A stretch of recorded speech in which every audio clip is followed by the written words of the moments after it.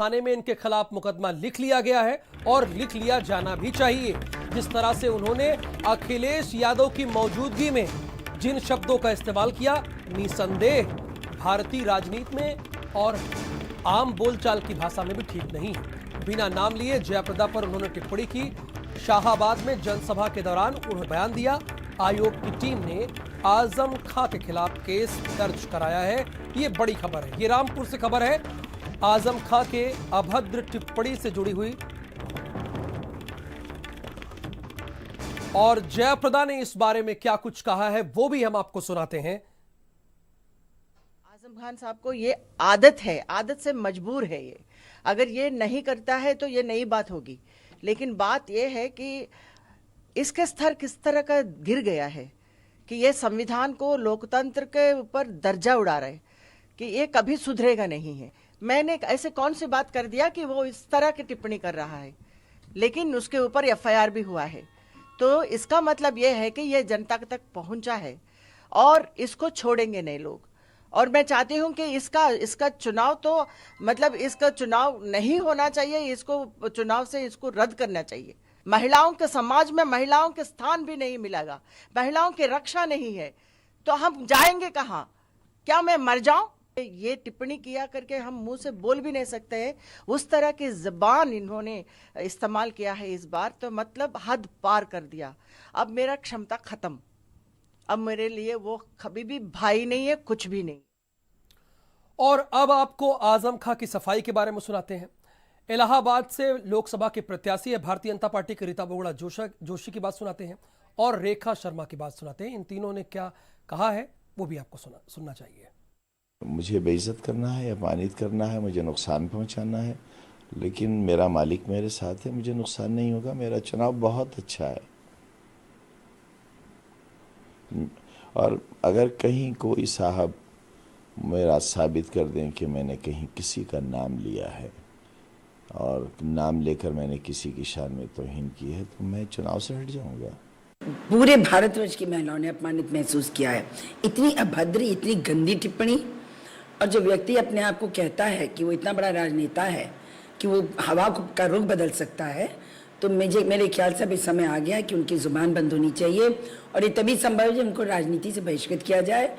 या तो चुनाव आयोग करें, नहीं तो जनता को स्वयं इन्हें बहिष्कृत कर देना चाहिए। He has always been talking dirty things about women, and in this election, this is the second statement he's given against a politician, women, and NCW is taken suo moto against him, and we are sending him a notice. We are also writing to Election Commission to take strict action against him. और अब से थोड़ी देर पहले भारत समाचार ने रामपुर के SP Shivhari Meena से बातचीत की है। उनका क्या कहना है वो आपको सुनाते हैं। सर, जिस प्रकार से आजम खान पर केस दर्ज कराया गया, इसके बारे में जानकारी दें सर, क्या कुछ हुआ है इस पूरे मामले में? बिल्कुल मैम, ये हमारी जो एफएसटी टीम है उसके द्वारा इसमें मुकदमा दर्ज किया गया है, जिसमें 509 आईपीसी की धारा और साथ ही साथ 125 लोक प्रतिनिधि अधिनियम के तहत मुकदमा दर्ज हुआ है जी। पुलिस के द्वारा जो विधिक प्रक्रिया उसी के तहत कार्रवाई की जा रही है जी। सर, जैसा कि इस पूरे मामले में आजम खान की बात भी हम सुना रहे थे अपने दर्शकों को, उनका कहना है कि उन्होंने बिना किसी का नाम लिए ये कहा है। अगर उन्होंने किसी का नाम नहीं लिया तो केस कितना कमजोर पड़ सकता है सर, इस बारे में अगर आप जानकारी दें। नहीं, इन्वेस्टिगेशन में जो भी तथ्य आएंगे, देखिए पूरा फॉरेंसिक चीजें, अन्य जो जितने भी हमारे पास एविडेंस होंगे उनके आधार पर हम इसमें कार्रवाई करेंगे और निश्चित रूप से जो विधिक प्रक्रिया है उसका पालन किया जाए। सर, कितना समय लग सकता है इसमें, क्योंकि अब बात तो यही हो रही है कि आजम खान ने जिस तरह की भाषा का इस्तेमाल किया है उसको, उनको चुनाव नहीं लड़ने देना चाहिए, तमाम तरह की बातें हो रही है। सर, क्या कुछ हो सकता है एक्शन? हम आपको बता दें, इन्वेस्टिगेशन का कोई टाइम निर्धारित करना अभी मुश्किल है, क्योंकि एविडेंस कलेक्शन होंगे, तत्काल जैसे ही एविडेंस कलेक्शन होंगे इसमें कार्रवाई होगी।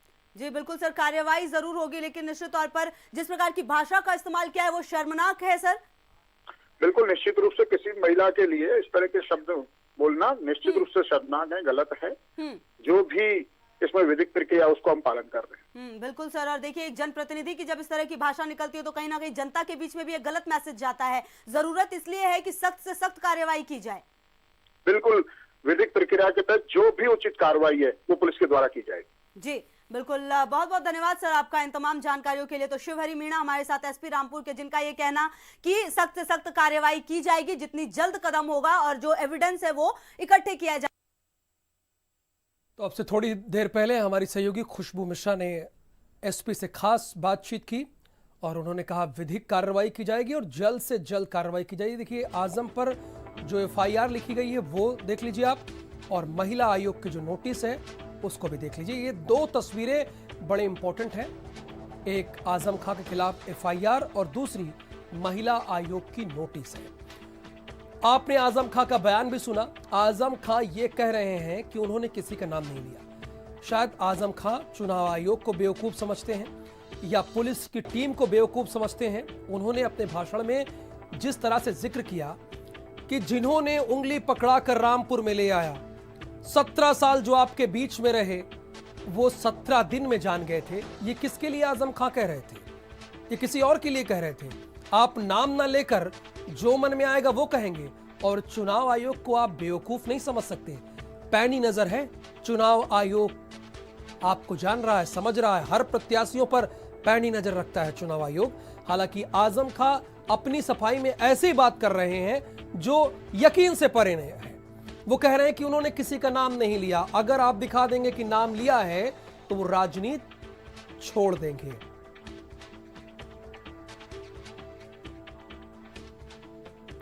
और इस वक्त हमारे सहयोगी पुष्कर चौहान हमारे साथ जुड़े हुए हैं।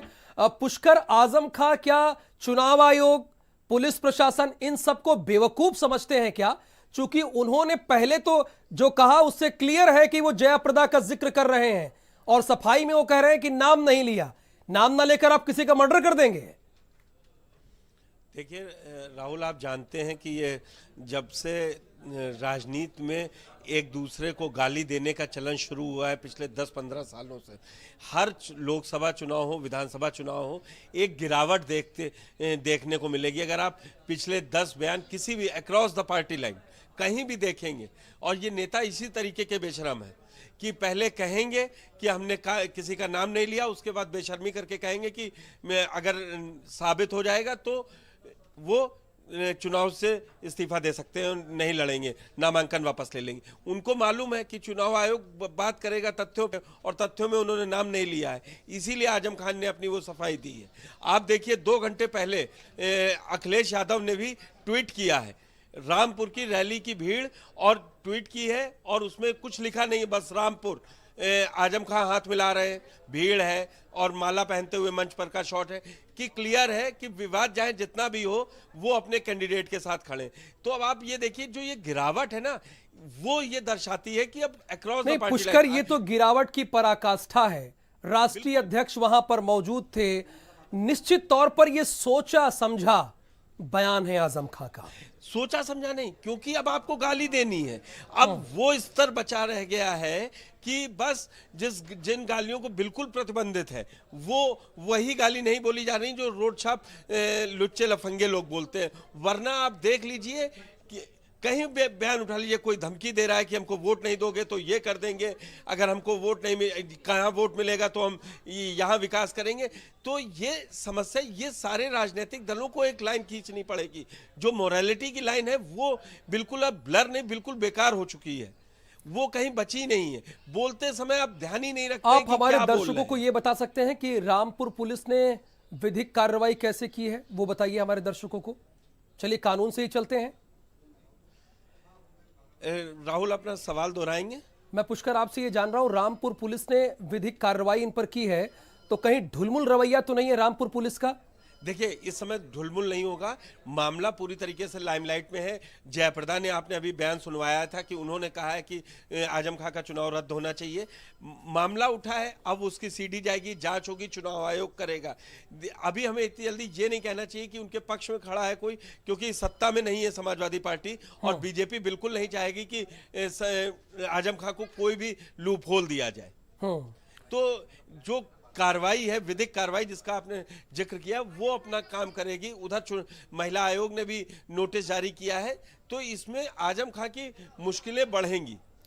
चलिए, बहुत शुक्रिया आपका हमसे बातचीत करने के लिए। हमारे सहयोगी पुष्कर चौहान जानकारी दे रहे थे। देखिए ये वो एफआईआर है जो भारत समाचार आपको दिखा रहा है। महिला आयोग की टीम और पुलिस प्रशासन अलर्ट है, और आजम खां जिस तरह से पूरे आत्मविश्वास के साथ कह रहे हैं कि नाम उन्होंने नहीं लिया, अगर कोई साबित कर दे तो वो चुनाव छोड़ देंगे। आप नाम नहीं लेंगे और कुछ भी कह जाएंगे इस संविधान में, कुछ भी कहने का हक है संविधान का। आप अगर ABCD रट लिए हैं, इसका मतलब नहीं कि आप मन मर्जी से बोलते रहेंगे, जो मन में आएगा कहते रहेंगे। निश्चित तौर पर यह महिलाओं का अपमान है और महिलाएं उत्तर प्रदेश की एकजुट है। सिर्फ रामपुर की नहीं, पूरे उत्तर प्रदेश की महिलाएं एकजुट है। आपने देखा रेखा शर्मा भी कह रही कि कड़ी कार्रवाई होना चाहिए। उत्तर प्रदेश की कैबिनेट मिनिस्टर और इलाहाबाद से लोकसभा की प्रत्याशी रीता बहुगुणा जोशी ने भी इसमें कड़ा ऑब्जेक्शन जाहिर किया है। सुल्तानपुर से बीजेपी की उम्मीदवार मेनका गांधी ने मतदाताओं को एक बार फिर चेतावनी दी है।